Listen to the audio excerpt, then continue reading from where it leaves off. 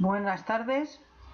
Hoy vamos a ver el arte minoico, que se corresponde con la cultura minoica, que es una cultura muy original, muy diferente de todo lo que vamos a encontrar en el mundo antiguo. Lo primero que tenemos que estudiar siempre es el marco geográfico, donde se desarrolla esa cultura. En este caso se desarrolla en el mar Egeo y sobre todo en las islas Cícladas que tenemos aquí y en la isla de Creta. La isla de Creta se encuentra prácticamente a mitad de camino entre Egipto, que estaría más o menos por aquí, y la Grecia continental. Así que va a tener influencia, digamos, de las dos partes. La cultura minoica se va a extender por toda esta zona y es lo que se llama una talasocracia. Es una cultura que se desarrolla en el mar y que controla todo el mar circundante. Es una civilización, como vamos a ver, bastante avanzada, que tiene una escritura propia, el lineal A, que se empezó a traducir, pero no ha conseguido traducirse completamente. En cuanto a su cronología, se va a desarrollar durante unos 1600 años, desde el 3000 a.C. al 1400 a.C., en la que desaparece de golpe de una manera bastante extraña, ya lo veremos al final. ¿Qué características tiene? Lo primero es que es bastante distinto de las demás culturas antiguas que podéis estudiar, como por ejemplo Egipto o Asiria. Es un arte profano, quiere decir que no tiene arte religioso, le falta grandiosidad. Si lo comparamos con los templos egipcios, por ejemplo, pues vamos a ver que aquí prácticamente lo que se ha conservado son pequeñas casas. No tenemos construcciones militares, no les hace falta realmente, porque si veis aquí, que esta es la isla de Santorini, pues si ellos controlan el mar no necesitan, por ejemplo, tener ni fortificaciones ni grandes construcciones defensivas como murallas. Falta también ese orgullo masculino que hemos encontrado, por ejemplo, en el arte egipcio, en el arte asirio, en el que a veces aparecen mucho escenas de guerra, en la que el rey fustiga a sus enemigos, muchas veces con una crueldad irracional. Esto no lo vamos a encontrar en la cultura minoica, por eso es tan distinta de todas las que tiene alrededor. Sin embargo, lo que tiene es una gran influencia de la naturaleza y del mar, lo que le va a dotar de un gran sentido del movimiento gracias a las olas. Lo primero que vamos a ver es la arquitectura. Las construcciones se encuentran alejadas del mar, no están justamente en la costa, es una cosa normal, propia de la prudencia, pero no tienen fortificaciones alrededor ni tienen murallas. No aparecen templos, el culto parece que se desarrolla dentro de grutas, en las que veríamos cómo las serpientes son los enviados de los dioses que se encontrarían en el subsuelo. Las principales ciudades que vamos a encontrar en la isla de Creta son las ciudades de Knossos, Faistos y Malia, que se desarrollan en torno a unos grandes palacios. El elemento típico, lo que os va a hacer reconocer el arte minoico, es la cultura de madera tronco-cónica invertida, con una base de piedra y pintada de color, normalmente de color rojo. Explico un momento la palabra troncocónico. Cuando vemos una figura geométrica con tronco, quiere decir que está truncada, que está cortada. Así que esto sería un cono invertido y cortado, como podéis ver aquí. Los palacios son el elemento que aglutina la ciudad. Son grandes, son complejos, y muchas veces se ha hablado por eso de que son como laberínticos.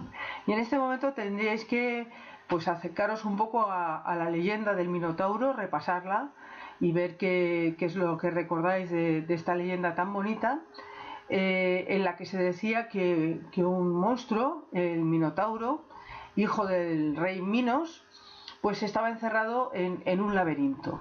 La palabra laberinto para nosotros quiere decir una cosa muy enrevesada, ¿no? Pero es posible que tenga su origen, aunque no está claro, en la palabra labris, que quiere decir doble hacha. Parece ser que cuando se hace la investigación del palacio de Knossos, pues se van a encontrar algunas de estas doble hachas pintadas por las paredes. ¿Cómo es el palacio? Pues lo principal, lo que aglutina todo lo demás, es un gran patio. al que van a dar numerosas dependencias. Estos con patios secundarios, habitaciones, de forma muy enrevesada, parece que sin ningún orden ni concierto, de forma que el palacio sería un poco el final de una serie de construcciones que se van haciendo con el paso del tiempo. Algunas dependencias se pueden ver claramente. Este trozo de aquí pues, se ha interpretado como almacenes de grano, vino, aceite y demás. Veis aquí otra imagen en la que vemos cómo el palacio tiene muchos entrantes y salientes. Realmente no hay una concepción unitaria del edificio. ¿Qué se hace en este edificio? No solamente es el palacio el lugar donde vive el rey, sino que también es el lugar donde reside la administración del reino. Por eso tiene un cierto sentido que haya almacenes, por ejemplo, de grano para poder guardar el alimento en épocas de escasez. Este palacio de Cnosos ha sido reconstruido de una manera a veces un poco arbitraria por Sir Arthur Evans, que fue el arqueólogo que lo reconstruyó a principios del siglo XX. De manera que, bueno, pues no podemos estar muy seguros de si tiene tantas alturas, que en algún momento se llegó a pensar que tenía 5 alturas, pero sí que vemos que es una construcción complicada, laboriosa y de una civilización muy organizada en torno a un rey que obliga a construir este palacio tan grande, que hay que tener en cuenta que necesitarían bastante mano de obra. Podemos ver algún elemento típico, como esto que veis aquí, que son los cuernos, se ha interpretado como los cuernos del toro, elemento típico de la cultura minoica y seguramente representación del poder del rey. En el Palacio de Cnosos podemos dividir o distinguir dos zonas, la zona oficial, una zona de recepción de otros personajes, con salones, salón del trono, almacenes, etc. Aquí veis el salón, lo que se ha interpretado como salón del trono, con un trono hecho de piedra, dos banquetas a los lados para los personajes principales y estas pinturas de detrás que están bastante reconstruidas pero que representan unos animales fantásticos seguramente de origen oriental. La zona privada está muy cuidada también. Tendríamos ahí la sala del rey, la sala de la reina con varias alturas, tienen agua corriente, tendrían baños. Vemos aquí pues la belleza de estas pinturas de delfines y peces que saltan por el mar, y hemos conservado también algunas otras pequeñas pinturas como este pulpo que hay aquí, pues que también sería una pintura mural pero que solamente se ha conservado una parte. Como podéis observar, toda esta parte está bastante reconstruida.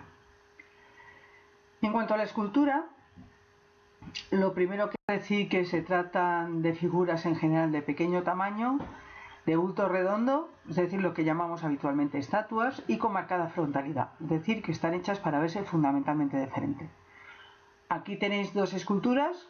La primera que vemos es una sacerdotisa que tiene en sus manos unas serpientes que serían los enviados de los dioses que se encuentran en el subsuelo. Lleva una blusa que le llega hasta el codo, cerrada con un corpiño, y lo que nos resulta bastante curioso es que le deja los dos pechos al aire. Es una cosa típica de la cultura minoica.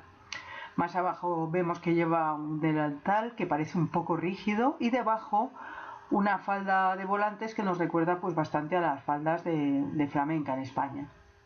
A la derecha lo que tenéis es un toro sagrado en el que aparece solamente su cara.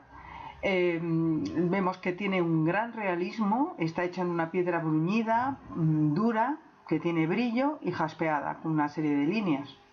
Los cuernos deben ser de madera y chapados con oro. El culto al toro como animal sagrado pues se ha representado durante siglos en el Mediterráneo. Lo vamos a encontrar en esta cultura minoica, pero también en la cultura del bronce de Baleares. Y finalmente el último residuo pues sería la tauromaquia que existe tanto en España como en el sur de Francia y Portugal. No tanto las corridas de toros como tal, que son el fruto de la elaboración durante siglos, sino más bien esos encierros que se hacen cerca del mar, los bous al carrer, que se hacen pues cerca en Cataluña o en el País Valenciano. En muchos casos esas fiestas populares derivan en la muerte del toro y a veces en su comunión, en comer de forma común el toro que ha sido sacrificado. Estos elementos de tauromaquia los vamos a encontrar en otros objetos, como por ejemplo esto que es un anillo, parece de oro, y el vaso de bafio, que son dos vasos que aparecen chapados en oro, labrados con un medio relieve, en el que aparecen escenas de tauromaquia también. La pintura es una pintura mural que aparece tanto en los palacios como en las casas que se han conservado. Les interesa solamente lo sensible, lo que podemos ver. No tenemos pinturas de dioses, genios alados y cosas por el estilo que aparecen en otras culturas. Muestran su gusto por el movimiento, podéis observar cómo todo está lleno de curvas, muy influenciado seguramente por el oleaje del mar. Este es un trozo del pulpo que hemos visto anteriormente. Nos vamos a encontrar con frescos procesionales en los pasillos del Palacio Cnosos. Este es un fresco procesional en el que aparecen dos hombres, uno detrás de otro, uno llevando una ánfora y el otro llevando un vaso muy largo que se llama ritón. Son vasos para hacer libaciones, ofrendas líquidas a los dioses. El que tenemos en medio se le llama el príncipe de los lirios. Y a la derecha tenemos otro personaje desnudo que se suele llamar el pescador. Aquí volvemos a ver el pescador, una escena con dos púgiles, dos niños que están peleando con sus guantes y todo, púgiles, no boxeadores, que es una palabra mucho más moderna. Y finalmente un fragmento de pintura que se ha dado en llamar la parisina. Está muy bien conservado, vemos que tiene un bonito peinado, un ojo muy bien pintado, los labios, la nariz, aquí estaría la blusa y el corpiño y un lazo gigante detrás que parece que tiene algún significado sagrado. Esta figura nos permite empezar a conocer algún elemento estético. Esto se llama, lo que estamos viendo aquí, el ojo de frente, mientras el resto del rostro está de perfil, es lo que se puede llamar la ley de la claridad. La ley de la claridad nos dice que tenemos que poner cada cosa desde el mejor punto de vista posible. Es decir, la nariz, como mejor se ve su forma, siempre es de perfil. Pero el ojo, como mejor vemos su forma, incluso su color, es de frente. Entonces, muchas culturas adoptan esta ley de la claridad de manera que combinan diferentes visiones para mostrarnos el cuerpo humano o otra cosa desde el mejor punto posible. No es que no sepan pintarlo de otra manera, es que no quieren pintarlo de otra manera. Vemos aquí una escena de tauromaquia. Los fragmentos es pintura mural, los fragmentos que veis en color oscuro son los fragmentos originales y luego pues vemos un poco más clarito lo que se ha reconstruido, que es bastante, pero bueno, está relativamente bien conservado. Vemos dos personajes, uno que está saltando por encima del toro y otro pues que apoya sus manos en el lomo del toro y salta hacia atrás.